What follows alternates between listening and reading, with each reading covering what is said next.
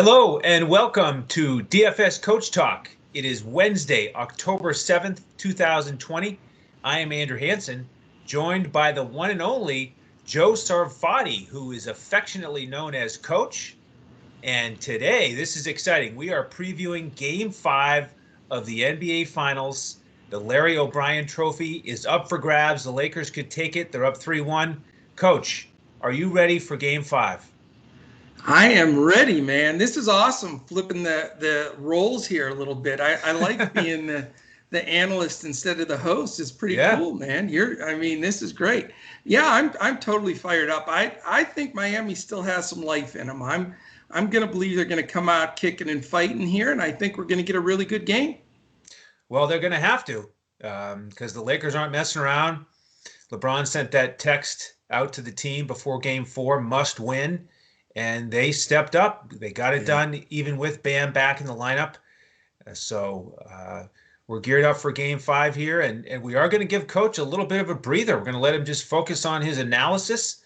I'll handle the usual hosting duties and keep everybody on their toes, have a little bit of fun here before Game 5. So let's start with the line here. Thanks to our partners at BetUS.com.pa.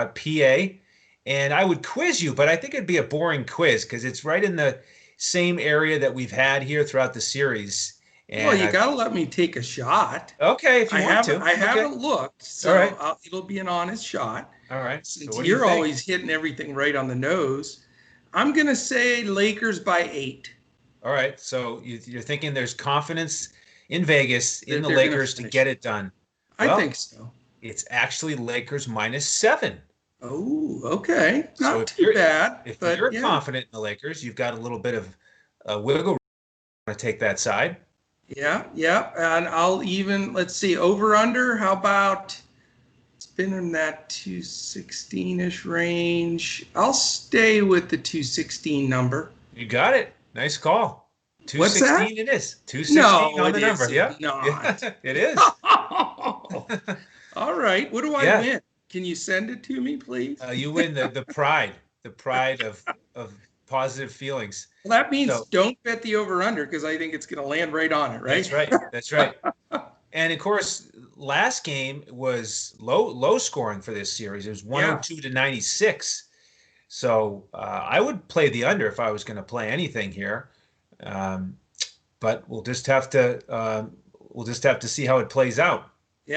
Yeah, it's hard to play the Lakers and the under and root for those two sides, when you have a favorite. It is, but those might be the two best sides to take, to be honest with you. But, they don't quite coincide. When you're rooting, you want a bucket, then you don't want a bucket. It's one of those tough deals. Yeah, I would kind of lean towards the Miami here and the under. Oh, really? Yeah. Wow. At 7 points, I think they will give it a go here and play hard, play well, keep it close.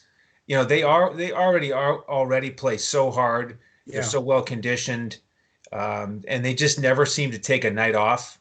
Yeah. And we saw in that Boston series how many times they came back despite big second half deficits. So they've got that in the back of their minds. They know they can do it. They've done it before. So I think they'll fight down to the wire here and keep it close. Yeah, I do too. But again, we've talked about this throughout the series. When that line is 6 or 7, that doesn't mean that, a team doesn't foul twice at the end and give up 4 foul shots and they're chucking threes. And, that's what makes that line so tough. That vicinity of 5 to 8-ish even almost, you get some backdoor covers like that sting. So it's a tough one. I think those lines are right on the money, though. That's for sure. Excellent. Well, quick review of Game 4 from a DFS perspective. Coach, you went with a balanced build, and that was a productive approach. It was a winning build. And, the prices have really changed here on Game 5. It's going to be a little bit of a different analysis on both sites. So we'll go through that one step at a time. But where do you want to start? You want to start with the Heat side or the Lakers? Let's start with the Heat this time because I've got a couple thoughts there for sure. So, all right. Well, let me set the stage. We've got Bam back in the mix. He ended up playing 33 minutes. Yeah. And At this point, we're recording this on Wednesday evening, about 48 hours ahead of game time, because Yeah. we just can't wait any longer. We got to get into this. Got to get But it out there. at this point, we don't have any new updates on Dragic, so we're going to assume that he's out. We're going to go through most of our analysis here with the assumption that he will not start, he will not play. We'll mention a brief minute on if he does, but assuming Dragic is out, what are your thoughts on Butler and Bam and the big high-priced guys for Miami? Well, it's interesting because this series, as it's gone on, seems to have sort of morphed into what the last series was. Anthony Davis and LeBron against Jokic and Murray. It's pretty much now with Bam looking fine and going to play big minutes. It's sort of Anthony Davis and LeBron against Butler and Bam. It really has turned into that. So, we're back to that dilemma of what build do you go with? Do you try to get in as many of these guys, 3 of the 4, and have the cheaper captain, which is one strategy. And as you mentioned, what worked for me last time is I just bit the bullet with LeBron, spent the money at captain, and he busted over 100 points for me at 102.75 as captain, and then played Davis in that second role. But I didn't get the third guy in. I just went with a medium build, like you said, the rest of the way. And it ended up panning out because there were some guys that were big disappointments like Howard and such in this game. So, it's that balance of, do you want to, go more of the try to get 3 stars in, put a cheaper captain, or do we just make one of those studs a captain and, create a medium build? For me, this is one of those scenarios where I'm not going to stick with the same strategy because I feel that it's gone more of 4-star type scenario. My goal is to build 3 of those stars in there and have maybe not the cheapest captain and then a value guy at the other side. So that's my initial build here. And a lot of that, like I say, is due to the fact that I've seen a little bit of regression or holes in Hero and Duncan Robinson's game. Defensively, they're atrocious. The 2 of them cannot defend. So I think you're going to have a little bit more in an elimination game with guys like Iguodala and stuff that you trust that can defend, that have been there. And, I'm not, I'm a huge Hero fan. I'm not crushing those guys. It's just the fact is they're rookies. They're not used to this type of scenario. So in the regression of some of those ancillary guys for the Heat, I now want to focus more on Bam and Butler. So not to let the whole cat out of the bag right away, but I'd like to go with Bam, Butler, and either Davis or LeBron.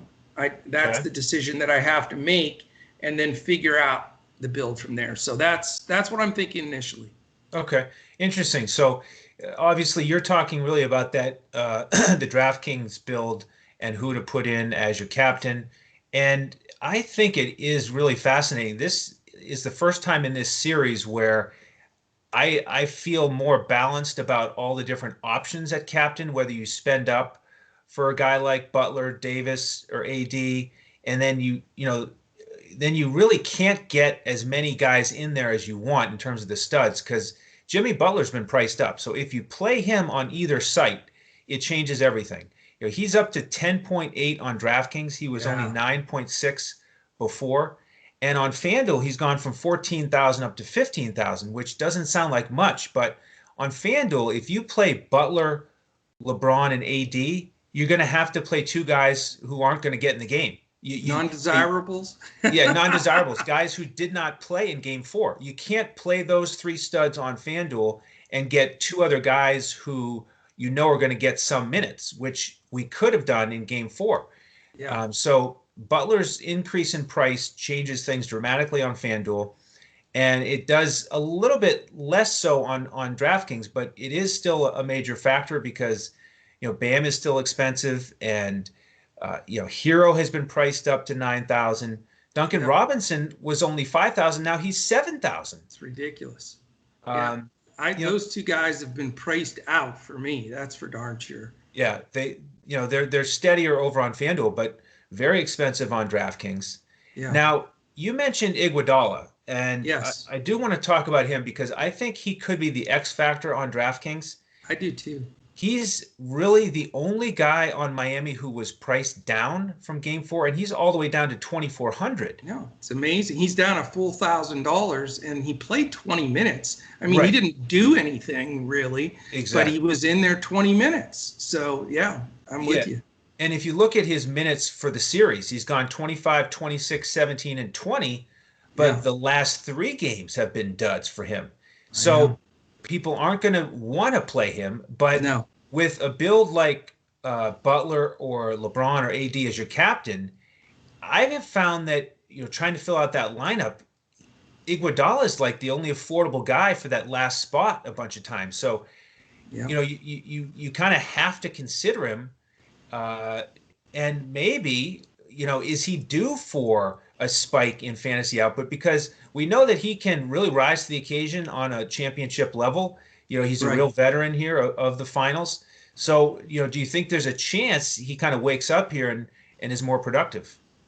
For me, he's the safest value cash play on DraftKings. I mean, he's going to make my lineup. I can tell you right now. I mean, I know he's had duds, 6.75, 7.25, and 11.5 isn't getting it done, but it's an elimination game. The rookies are sort of leaking oil a little bit. They're going to, I think, have to turn to him. And, if you look at the games before those duds, these were playoff games. He played 25 and 28 minutes in back-to-back games, the Boston and then the first Lakers game, and he had 26.25 and 24.25. So if he puts up that game, nothing spectacular, just what he is capable of doing at 2.4, I mean, that's boxcars, that's 10x. So, I mean, I think from a value perspective, the way everything's been priced out, specifically on DraftKings, if you want to have a stacked front side, and have three of the four studs, I think he is almost a plug and play automatic play on DraftKings. Not on FanDuel, but on DraftKings. Yeah, he really makes the numbers work. So He does. I certainly am going to be considering him in some builds. The other guy on the Miami bench that I'm more excited about, but who's more expensive, is Kendrick Nunn. And he's up at 4,000. And this is a guy who I said before game four was worth considering as a GPP play Yeah. with Dragic being out again. And sure enough, he got 11 shots, which Yeah. was actually three more than anyone off the bench on either team. Markieff Morris attempted 8 shots, but he took 11 shots and he Yeah. was out there for 26 minutes. The problem was he only made two of his shots. So he didn't really pay off value in game four, but at 4,000 on DraftKings, I'm willing to go back to him if he's going to get those big minutes without Dragic and get somewhere between 8 and 10 shot attempts. I'll take my chances there in a GPP. Yeah, I don't blame you. I think it's logical. I look at it from the perspective of I don't only want to go down super low for one reach, and the fact that he's $1,600 cheaper. I'm speaking of Iguodala to Nunn. It like you said, it makes things work. I get the Nunn play, but I did not feel good watching the three rookies. Let's face it, that Miami plays and needs to take big shots. If Duncan Robinson, Hero, and Nunn aren't shooting the ball well right now from outside, they're dead. And they're not shooting the ball right now very well. I mean, they're feeling the pressure. I mean, it's great experience for all three of them going forward. But, I don't really want to lean on those three rookies this game. But if I did pick one of those three based just on price alone, I think Nunn is a logical choice. If he gets 10 shots up again and makes 5 of them, gets a few ancillary, stats, he can pay off his salary for sure. So, I can see it. I doubt I'm going to go there though. Okay. I always look for a cheaper guy as a potential captain on DraftKings. And again, in GPPs, he is the guy for me. In terms of anybody under 4,000 on DraftKings who I think could go for 25 fantasy points, I think he's the most likely. Not that it's highly likely, but Right. if you put him as a captain only on DraftKings, then you can get multiple studs in there and really be excited about the rest of your lineup. So that's one thing to consider. But again, on this slate with this pricing, I do like different options at captain. Yeah. And before we wrap up on Miami, I do want to touch on Duncan Robinson for one more point here and get your thoughts on it, which is, if you really look inside the numbers, I mean, he was a difference maker in game 4 for DFS winning lineups. You had him in your winning lineup that we gave out to members. But, one of the keys for him was getting fouled on three-pointers. He went 6 for 6 at the free throw line. Yeah. And, without that, his line is just not that attractive. He only took 7 shots. He went 4 of 7 from the field. We've talked on multiple podcasts here about how the Lakers have done a great job limiting his attempts. Yeah. Because you just don't want that guy getting open looks. And I think it's a little misleading if you just look at the fantasy point total and you look at what Robinson did in game 4. You might really not see the inside story there. And you couple that with the fact that his price is so much higher now. I just don't really see myself playing Duncan Robinson here.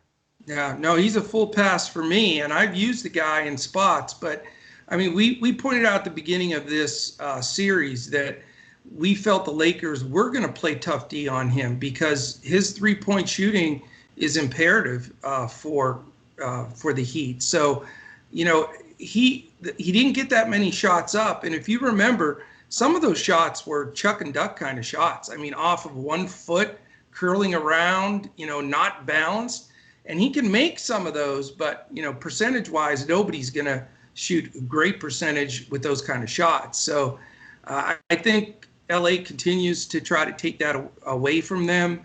And he's such a poor defender right now that I think that really is going to hurt some of those crunch minutes with Spoelstra as well. There were at least 3 times that Heat players got layups on him, and 2 of them were and ones in important parts of the game where he just could not defend. So I think that is a drawback, especially with his increased price.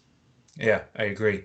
All right, the final thing I want to ask you about on the Miami side before we switch over to the Lakers is about Goran Dragic. If he plays, what his potential impact might be in terms of the rest of the starting lineup, because we know that just from a rotational standpoint, the biggest impact is that Kendrick Nunn is not going to play. I mean, maybe he gets out there for a couple of minutes, but his role basically disappears if Dragic is back in there. So other than Nunn kind of being having a disappearing act here, if Dragic does miraculously find his way onto the court, does his presence would that make you shy away from Butler and or Bam? No, not at all.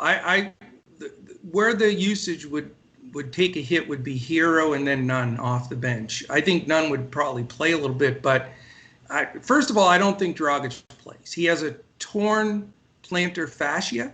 That's right. Hey, I got it finally after 4 attempts. So, I mean, the guys, that takes a long time to heal. I mean, I just don't see, I'd say the chances of him playing are like 5%. So I don't want to waste too much time. But if he plays, it's just automatic, which I'm already fading them, but I would not play Hero or Nunn. But it would not bother me with Bam and Butler, because if some way he finds a way to drag himself out there, he won't play a ton of minutes, and it's not going to take away from those 2 studs. So, I could tell you right now, Butler and Bam will be in every lineup that I build. Those are the only 2 guys that I'm really counting on from the Heat in this game, and Iguodala would be a third wheel just because of salary. Excellent.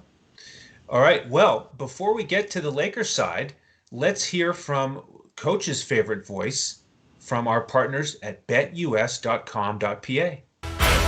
Wake up, sports bettors. Sports are in high gear at BetUS.com, so put down the beer and make every sporting event more exciting by putting stakes on the line at BetUS.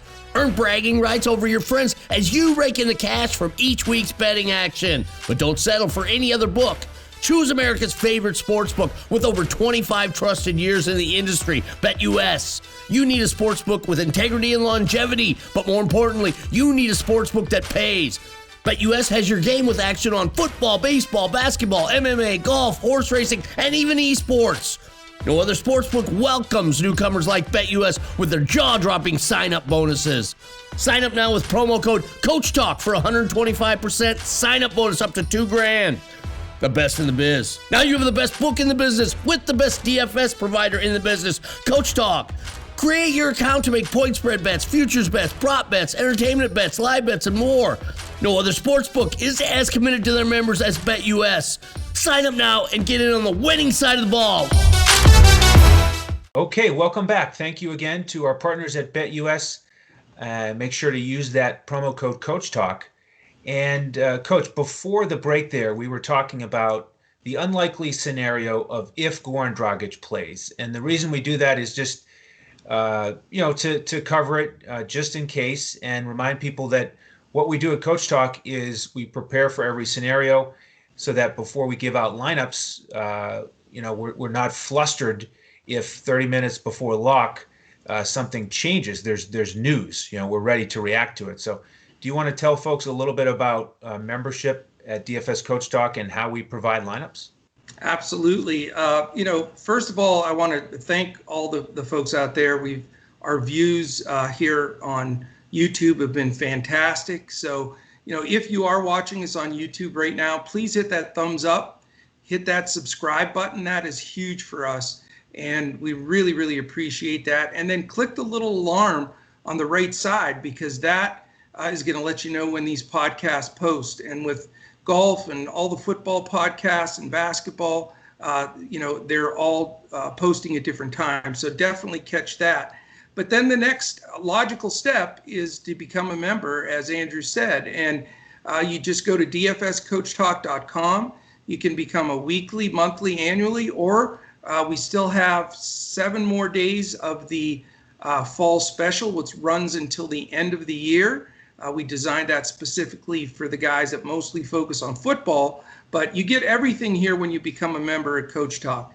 All of our insight, our content, open Discord with all of our members and pros. We produce a coach's clipboard when it's a multi-game slate. If it's a showdown slate, you're getting a core 4 on DraftKings, and then you're getting a full lineup on FanDuel and on Yahoo. So we're setting you up, to just absolutely crush it, and discussing pivots and everything else throughout. So we'd love to have you join us. It is the best way to see this process through. And as Andrew and I have built this process up throughout when we launched in the spring, if you can catch this podcast, get the insight, listen to how we're game scripting, because we're really trying to get the game beneath the game, in the coach's eye, in the way that things are going to unfold, and game script it out so that we not only have hand-built lines, but we're using all the statistics to build those. So, those that are, big optimizer folks, I get it. It's great. Stats are great. But to just plug in optimizer lineups, I think you're doing a disservice to putting the best team out there that you can. I think you utilize that as part of it, and that's what we do for you here at Coach Talk. We're working on this stuff 24/7. We're, setting up scenarios of lineups so that you can adjust if there are changes, as Andrew mentioned. And, that third piece of, after following us throughout the day on Twitter and, in Discord, is jumping in Discord 30 minutes before every lock for every sport. That's when we put those lineups up. That's when we discuss it. We're checking weather, injuries, COVID cancels, fire cancels. We've had everything this year. It's been that crazy year. So, we'd love to have you. Definitely jump in at dfscoachtalk.com and give us a try. Even if it's for a week, I think you're going to love what we bring forward, and our team does a really fantastic job. Yeah, absolutely. And we love doing these podcasts here to try to help you build your lineups. And, we are here at the second half of this breakdown because we're going to start talking about the Lakers. And so the Yeah. $1 million question is going to come up for you, Coach, here. LeBron versus AD, because it's a more important question here on both sides of if you can only play one, which one are you going to go with? Well, I hate to do this because it sounds like I'm dodging, but I'm not. I truly, and you guys know that listen on a regular basis, I'm an open book, but I truly haven't decided yet. I'm only going to go with one of the two. I just don't know which one yet. I want to do a little more analysis. I want to see what I'm going to dig into tonight if you guys are doing some of it yourself. And I'll tell you, I strongly recommend basketballreference.com because you can go back and look at matchups, who's on the floor, what the usage was, and we dig into that stuff every day. And I just want to do a little bit more digging on the production of Davis and the production of LeBron when Bam's on the floor. Because now that we know, last game we didn't know if we were going to get, a short Bam or he could get hurt again. We didn't know what the case may be. But in preparing for this, I think we know Bam's going to get probably 35 minutes and be out there. So I'm going to try to find out whatever edge that we can. Also with Dragic out of there, I know he doesn't guard LeBron or AD, but it still creates a shuffle in the defensive set. And, I want to dig in on that. So the best thing to do, and again, this is not a tease to join. It's just I'll make my decision for sure, by tomorrow with that AD and or LeBron move. And I think that's going to be, the defining decision probably to take something down. So I'm still a split decision. One of them will be in there. How about you, though? Where are you leaning? Well, it is site dependent. I am going to have some lineups on DraftKings where I have both of them in there, because if you go with a cheap captain like a Nunn, then you can afford them both, and you can even get Jimmy Butler in there. On FanDuel, it's a different story. If you go with both of those guys, you can't use Butler. So no. you could go down to Bam, but I don't think I want to do that. So I think real tight too. That gets tight too. So on FanDuel, I just want to use one of them. Okay. Yeah, I wrestled with it for quite a bit on Game 4. I think I'll do the same on Game 5. I'm not quite ready to make a decision yet, but a couple things here. One is AD's defensive focus last game. 4 blocks. He made some big plays there. He did. That was good to see. And 9 rebounds. We know that he struggled a bit on rebounding. And I think part of that was because the Lakers went small. Howard didn't come back into the game after he started. And then, that leaves AD on Bam a little bit more, and he's closer to the basket. When he's out guarding guys like Crowder on the perimeter, he lets LeBron and Rondo and Caruso and all these other guys swarm in the paint for the rebound. So that it's kind of an important domino effect of Dwight Howard. Does he start? Does he play more than one stretch? So what are your thoughts there? Do you think Vogel trots Howard out there again to start the game? And if he does he get another chance to come back in? I have already crossed Howard off as an option. And the reason being is I just don't see any extended run. And I think that they feel that they have the formula going smaller. Markieff Morris is playing fantastic basketball. I mean, he is playing the role in there with AD. They're big enough. They're rebounding enough. It brings that element of shooting into play. And, Howard is an irritant, and they don't really need him to be as much. Like with the Joker, it was perfect, and it fit. He got the big minutes. I don't know if he even starts. I mean, Morris started the second half. I could see them starting Morris, and he's highly in play for me. Obviously, McGee's out of the question. For me, I'm not going to gamble with Howard, even at that low price. But Markieff Morris on both sites is priced right, and he makes sense. He really does. Under the fact that whether he starts or not, they're going to play a lot of small ball because their plus minus when playing small ball is terrific. And if you look at look at the last two games, 30 minutes and 25. And even if he's a little smaller role as a cheaper guy that you're help building out your lineup, he played 15, 17, 18, 17 minutes. And he's productive when he's in there. He's going to shoot the ball. In the last two games, he's combined for 28 real points, along with 9 clutch rebounds, 4 assists, and only 1 turnover. So he's very efficient. I think at his price, only $8,000 on FanDuel makes him very playable. And I can't believe I'm wanting to roster Markieff Morris of all guys. I think Marcus is much better. Maybe it's his brother. That's what it is. They switched. Marcus has been playing the whole time. It is hard to tell. He's playing more like Marcus than Markieff. But and then on DraftKings, the same. You got the same deal. 3,600. That's some cheap bananas there. And I'm looking at, my eyes are, Wahooga or whatever that is. When I'm looking, if I put Morris and Iguodala in there, they only combine for $6,000 in salary. Then you can start looking at Bam Bam and Butler, Davis, LeBron, 3 of those 4 guys pretty easily. So that's what I'm leaning at right now. So to answer your question, no, Howard's dead to me, sir. Okay. And I'm looking at Morris as a viable option. Okay.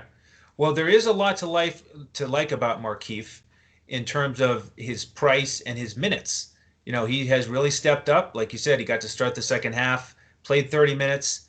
I will note also with him, though, he got fouled on a 3-pointer. If that doesn't happen, he only has 6 points, 3 rebounds, and 2 assists.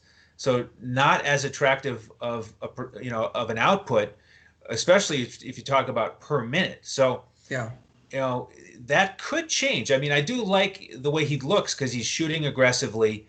He'll get you some rebounds. So if he's going to be out there again, he's in play for me on both sites. But Howard, he's not completely dead to me yet. What I wrote down next to him in big markers, big letters, was GPP.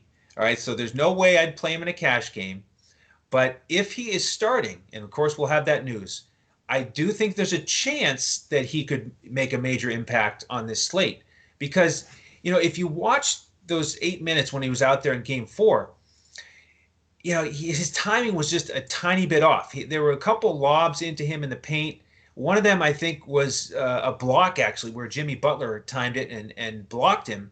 And another one, he sort of went up and he lost it. And, if the timing was just a little bit different, he could have 2 dunks there.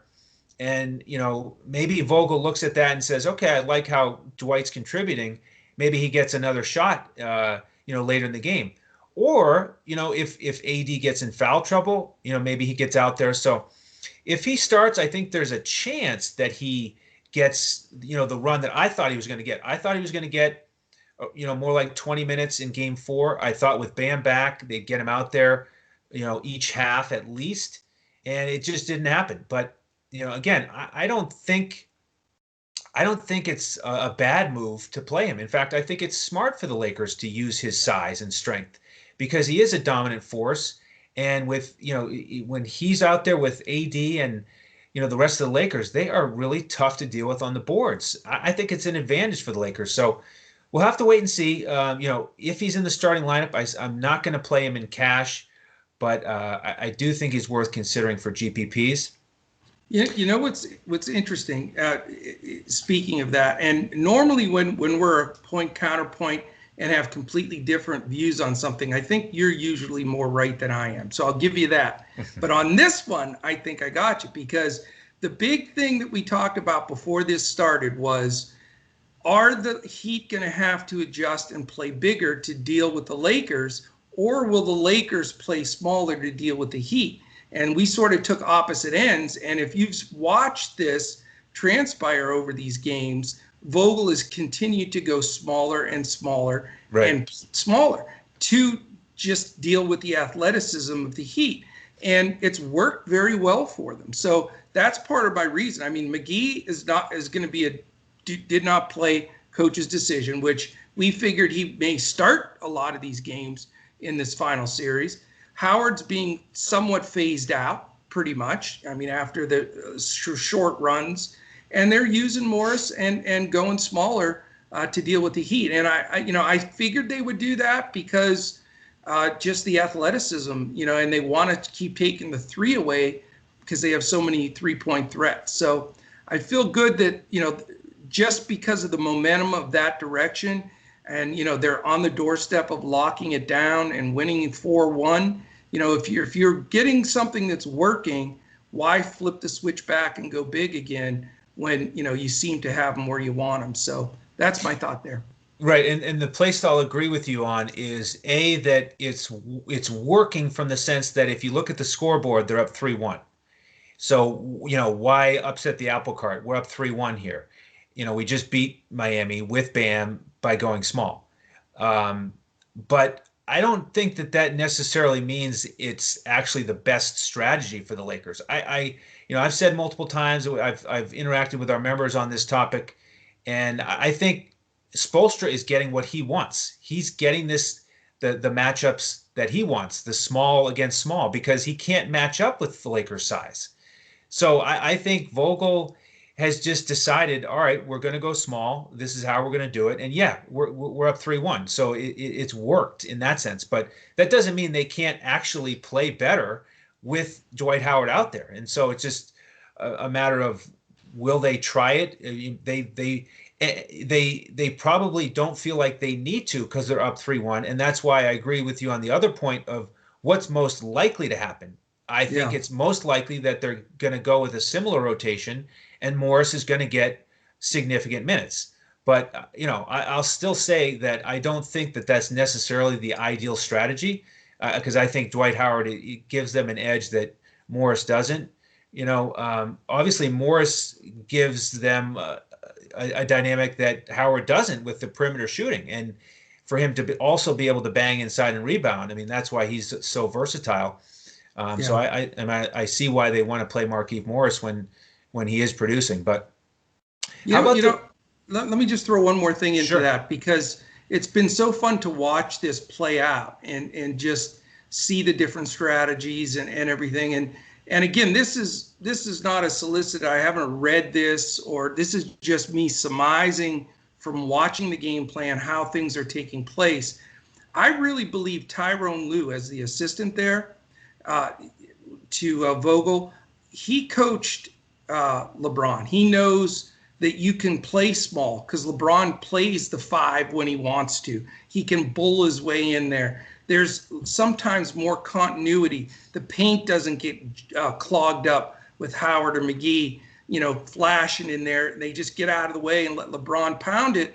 And it also opens up, some drive ability for Anthony Davis. So I think Tyronn Lue has pushed hard for Vogel to go smaller. This is just a gut feeling from watching the way the strategies unfolded, and that they've had some success with it. And I think Spoelstra's actually the opposite. I think he was hoping they would stay bigger so they could pull Davis away, make him guard somebody away from the basket, get him, out of there, and then open up some of those 3-point shots. Because if you remember there, when they did play bigger, and Howard would be running out to try to get a hand up on somebody getting a wide open 3, because the rotation is different when you have multiple bigs in there. So I think Vogel's done a great job with Lue's help to sort of counter-react. And then poor Spoelstra, I mean, his trump card, when he lost Bam for that period of time was, and then Dragic, his leader, I mean, it's tainted to me a little bit. I think it would have been a much better series, and I wish those two guys would have stayed healthy throughout. But anyway, I just wanted to mention that because it's just, in looking at the strategy, I think that's how it's going to end up playing out. And that's just goes to show the positionless, tremendous LeBron. I mean, he changes the whole game. He's the point guard and he's the center. I mean, nobody else can do that. Yeah, that's fascinating stuff, and I agree. I mean, nothing like having that wild card of LeBron, both on the offensive and defensive ends, to be able to play 1 through 5 and just make everything work. So yeah, it is fun to watch, the strategies play out on both sides. Now, in terms of the rest of the Lakers roster here, we've got 2 mid-tier guys who've been pretty consistent for the Lakers in Rondo and KCP. KCP getting to the rim last game, obviously, sticking some from the perimeter. He even mixed in 5 assists. But will either of those two guys make your lineups? Well, you know me, I hate chasing points. I hate to chase guys coming off a good game because they're always like 10, 15, 20% overowned. KCP was terrific. I thought he was a difference maker for a big stretch of that game. He really was good. His price is 5,600. I'm looking at him, but I lean more towards Rondo at 62. I mean, Rondo's just a vet. I mean, this is a closeout game. He's a closeout guy, and I can see him just doing some really cool things. Now, sometimes you have to put up with some of his nonsense. He does some weird stuff out there. Yep. Some of his off the bank board lobs and, one-handed bizarre passes. But when it's clutch and it's closeout time, he's going to get steals. He's going to finish shots. He's even going to hit some threes. So because of everybody wanting to jump on the Pope bandwagon, if I can afford a few more bucks, I think I feel more comfortable in cash with Rondo. Okay. Yep, I think I do too. I do think he'll step up here in this big game. So he's certainly in play. There's a couple different builds I've been playing with on DraftKings where you can play Rondo with LeBron or AD, and same thing with Pope, where you got to do one of the cheap guys and one of the expensive guys. And in those builds, I think I'm going to go with Rondo with AD, because we've seen so many times where they play the two-man game together. Yeah. And then in a couple other lineups, I'm going to stick LeBron with KCP, because, again, we've seen that 100 times now recently, where LeBron loves to drive and kick, and one of the favorite shooters he'll kick out to is KCP. So there's a lot of correlation between those two guys, and there's a lot of correlation with Rondo and AD, who just seem to have that that unspoken connection where, they just kind of waken each other, a little head nod, little shoulder shrug, and before you know it, AD spins, Rondo throws it right to the rim, and you got a nice alley-oop. Yeah, no, that's a great point. And I like that 2v2, play the two guys or the other two. The shell build that I have right now, is Bam, Butler, and Rondo being able to be in there with either Davis or LeBron. So you can make that work if you go cheaper in the other two spots. So there, you can stack still here pretty darn well. The big decision is which one is the captain. And, for me, do you go with Davis or LeBron? That's one or the other, because it makes it fit one way or the other. But I like your theory there, which makes me want to lean toward Davis if I am going to roster Rondo, for the exact reason you said, that they do run that pick and roll. They clear out really well. And those guys know it too. If you see him, if Rondo's taking the ball, especially to the left side of the floor, Rondo likes to go to the basket right-handed, but he'll go to the left side to set it up. And if he's not going to go to the hoop, generally Kuzma or whoever else, they'll clear the heck out of there, and it'll be a two-man game with Rondo and Davis. And that's very, very tough to stop, because as soon as you come over and double, then they're going to kick it to one of the wide open guys like KCP or Morris or somebody to knock down a three. So I like it. I think that gives me, as of right now, a slight edge to Davis over LeBron for our listeners. So not trying to leave everybody hanging. Okay. Final two guys I want to ask you about for the Lakers are Caruso and Kuzma, because those are the guys who are a little bit cheaper. They're not getting quite as many minutes as Rondo and Morris. But do you think either one of those guys could step up, let's say in a GPP, and potentially have a spike game? They could. I'm passing on both of them in this game. I think there's enough value with a few veterans that I trust more, and their minutes have fluctuated and their performances fluctuated. So I can see on a GPP, but for me in cash, I'm going to pass on those two guys. Okay. Yeah, and I think, they're both in play for me. I'm going to keep playing with it. I do lean Caruso a little bit just because of his price on DraftKings. He fits into some lineups. He's $1,400 cheaper than Kuzma, which I think Caruso's too cheap on DraftKings. So he is in play over there. He does make some things work. So I'm going to consider him there. So, Makes sense. in terms of finalizing these lineups, again, I want to invite folks to come in as a member. And then what we'll do is we'll give out the FanDuel cash lineup, a cash hybrid lineup you can use in cash games or single entry GPPs. Coach really focuses on that, his bread and butter. We give out a GPP lineup on FanDuel that you can just plug and play. And then we give out the core on DraftKings. And then with our other sports, like you mentioned, we give out the coach's clipboard, like on the main slate for NFL. So certainly invite folks to come in as a member at dfscoachtalk.com and take advantage of our lineups. I want to mention on social media, you can follow all of us on Twitter at DFS Coach Talk. We'd love to interact with you there. You can follow the coach at JOESARVADI. You can follow me on Twitter at Language Olympic. Our man Sugar Shane is on Twitter at DET Sports Shane.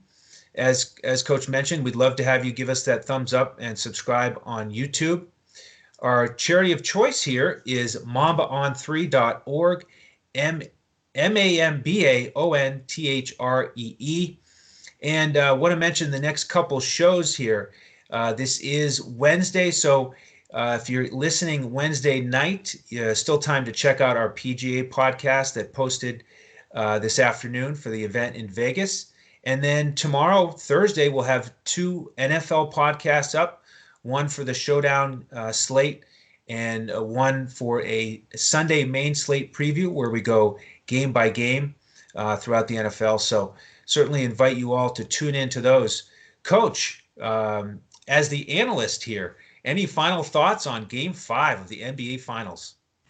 I think it's going to be a good game. I really do. I think it's going to be a hard-fought game. I think the key guys are the right plays. I don't see this game blowing out or anything like that. So, arranging that lineup with the right value is the key.